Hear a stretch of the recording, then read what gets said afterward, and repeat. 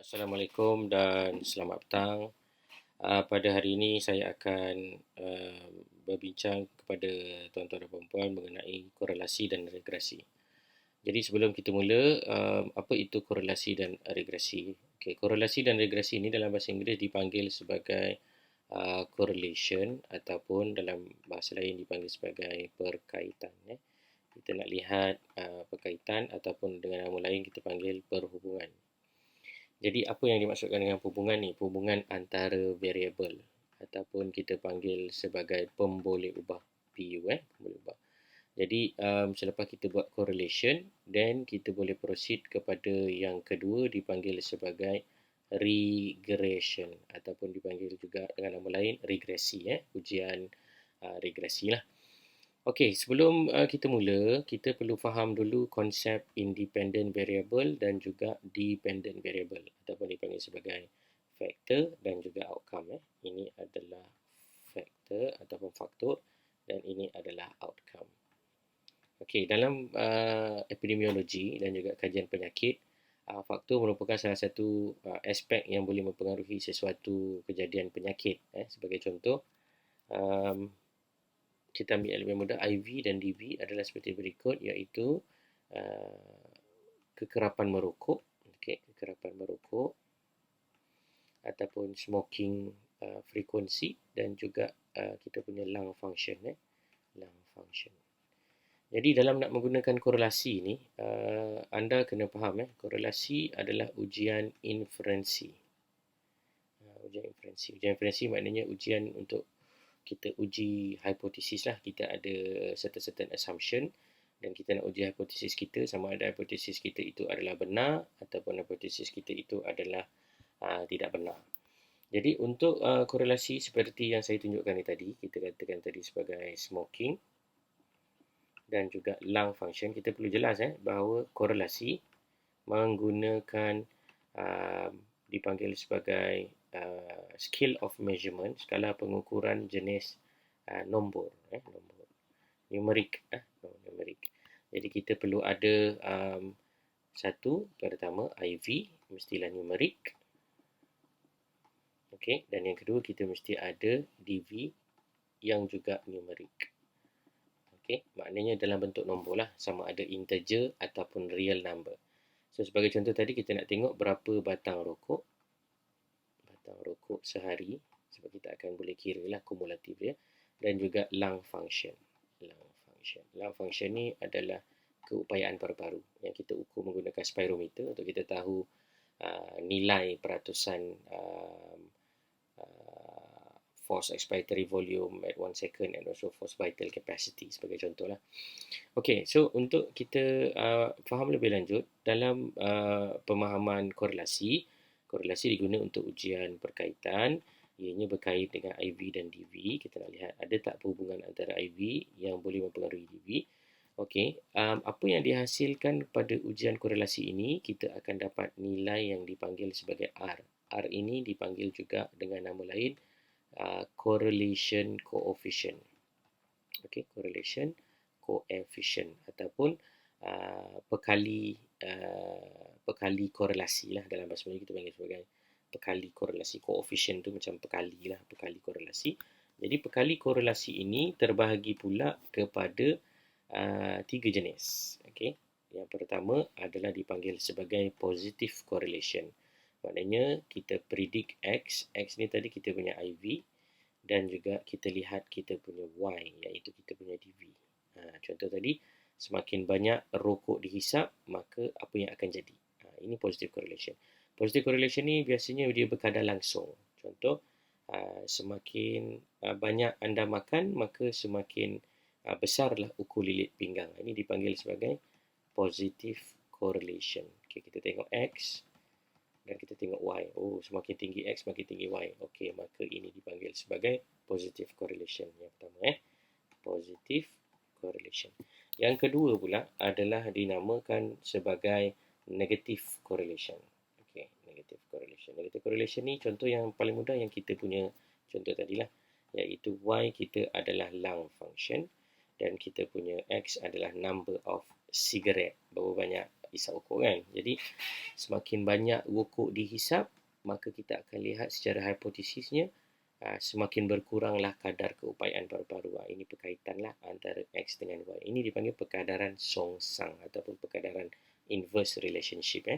Dan yang terakhir pula dinamakan sebagai no relationship. Maknanya tak ada perkaitan lah antara X dan Y. Contoh dia macam ni.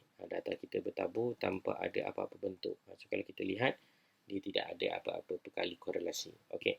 So perkali korelasi ni untuk makluman tuan-tuan dan puan-puan, ianya mestilah berada di dalam julat 1 dan juga negatif 1. Jika anda kira, kejap lagi kita akan belajar cara nak kira perkali korelasi ni.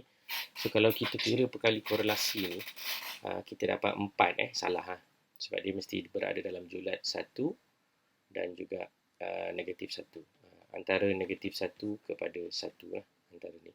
Contoh macam 0.763, 0.462 dan lain-lain. Ini dipanggil sebagai nilai perkali korelasi. Dia ada cara kira dia lah. Kita akan explore cara kira perkali korelasi ni. Okey, kemudian apa lagi yang kita perlu tahu pasal korelasi ni? Tadi kita dah tahu bahawa fungsi dia adalah untuk tengok hubungan. Okey, yang kedua kita dah tahu korelasi ini ada 3, iaitu positif, negatif.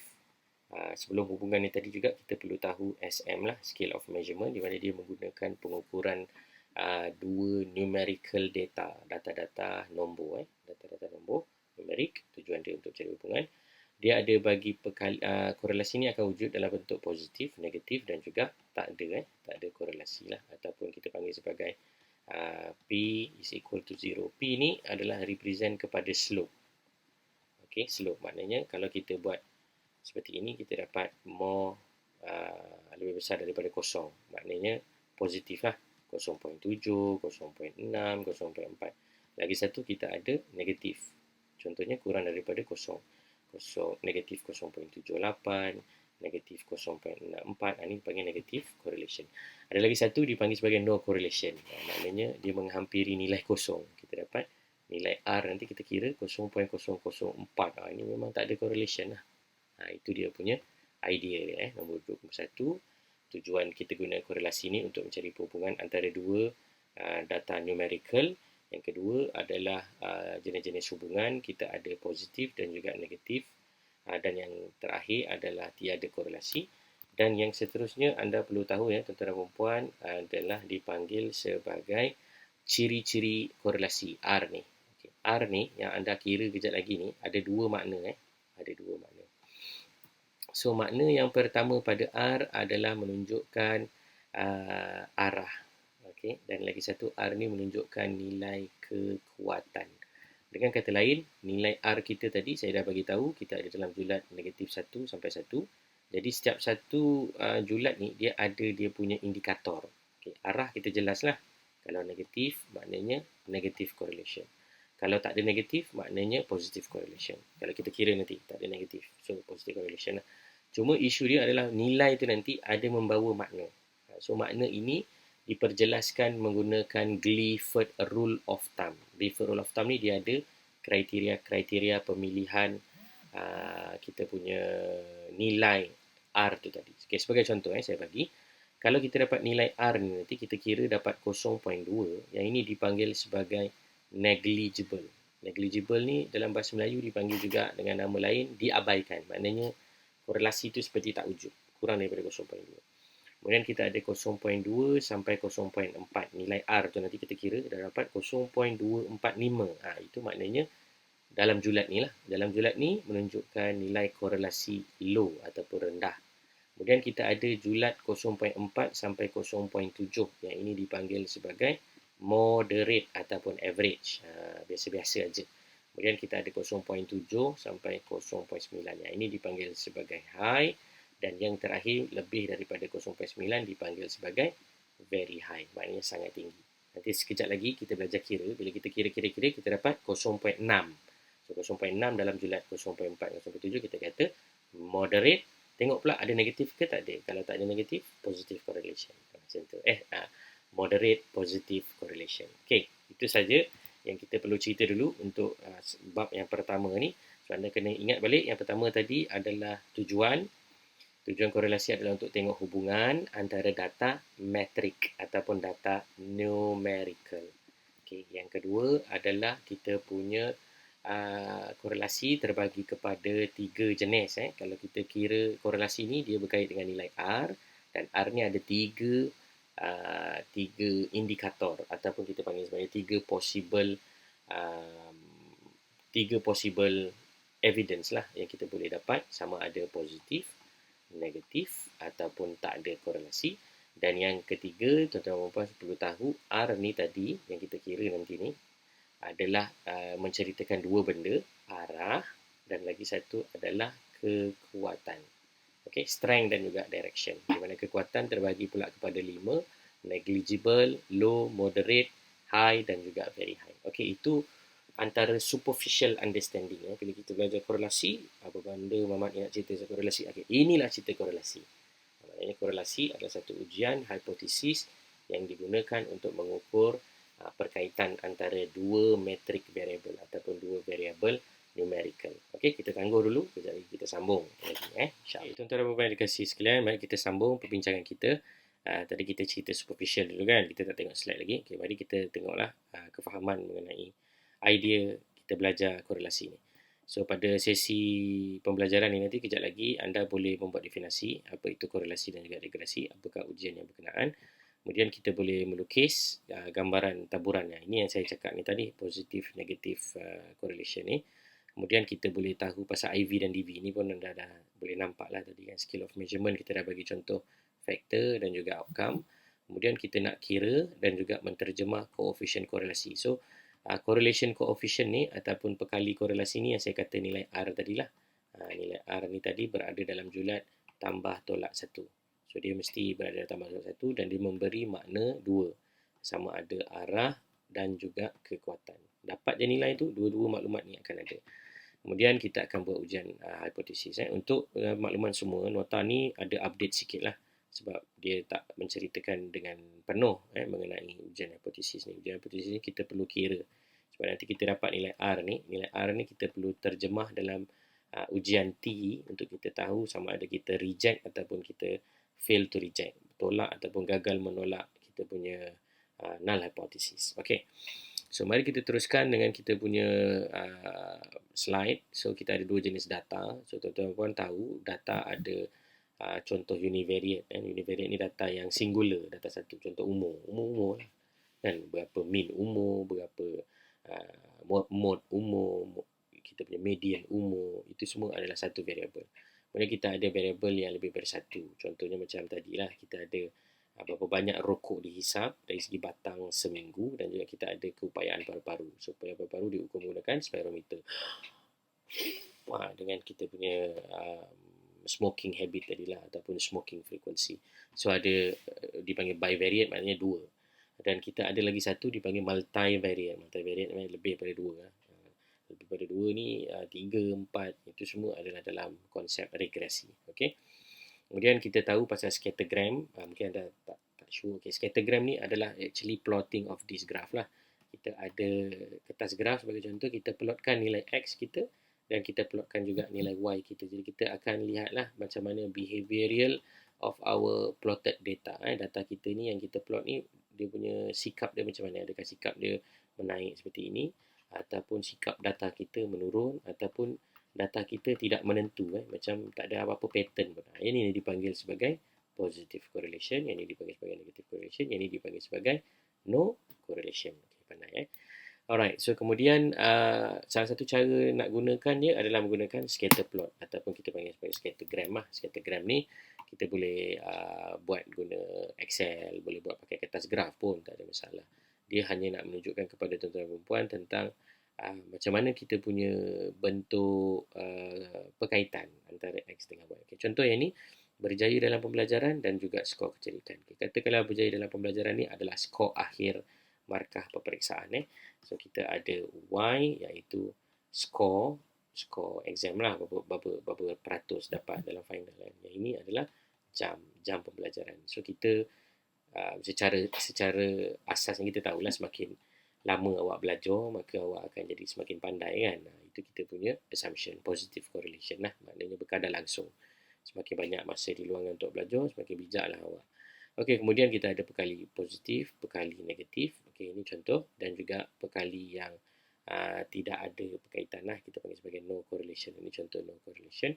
Alright, sebelum saya terlupa, slide ni menerangkan tentang linear correlation. So, linear correlation ni adalah berkait dengan garisan yang melintang pada paksi X dan Y antara dua ini.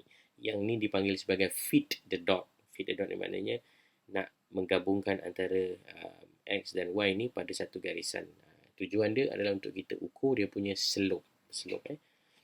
Slope ni adalah untuk kita tahu gradient lah. Gradient. Jadi, kalau slope dia wujud secara positif lah, negatif. Itu dari segi arah. Dan nilai dia tu nanti daripada 1 sampai negatif 1 tadi akan memberi idea sama ada perkaitan dia tu adalah amat-amat berkait ataupun dia berkaitan biasa-biasa je.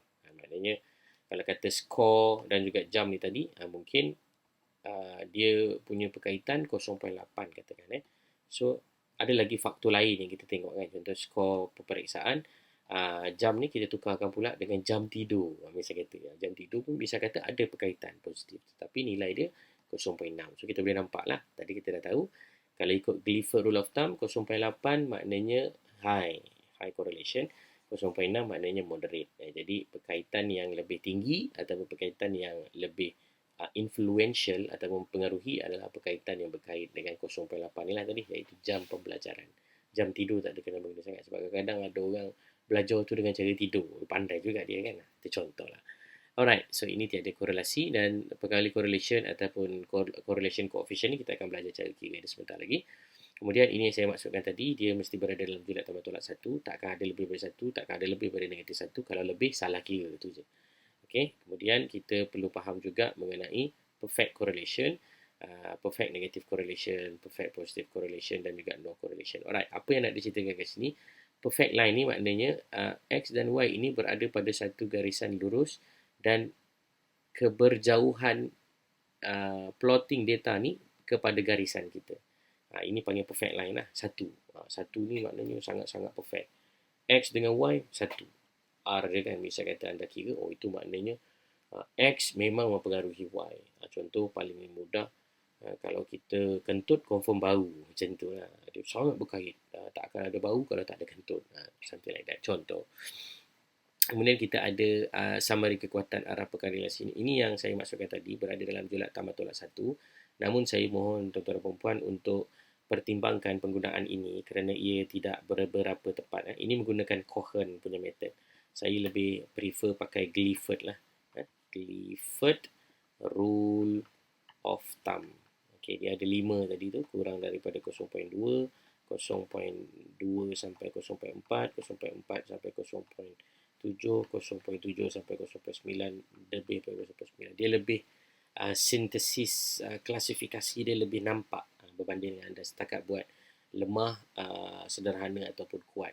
Ini pakai Cohen lah. Cohen dia berkait dengan effect size dan lain-lain. Itu yang anda belajar di sekolah pondok lah. Baik, seterusnya kita belajar pula cara nak kira. Tapi sebelum tu kita berehat dulu lah. Jadi kita nak belajar cara nak kira. Anda kena tengok formula. Kemudian kita akan cuba buat sama-sama. Lepas tu kita cuba apply guna komputer. Dan kemudian kita nak buat terus hypothesis testing. Akhir sekali habis anda akan faham insyaAllah. Barulah kita pergi kepada regresi. Okey, kita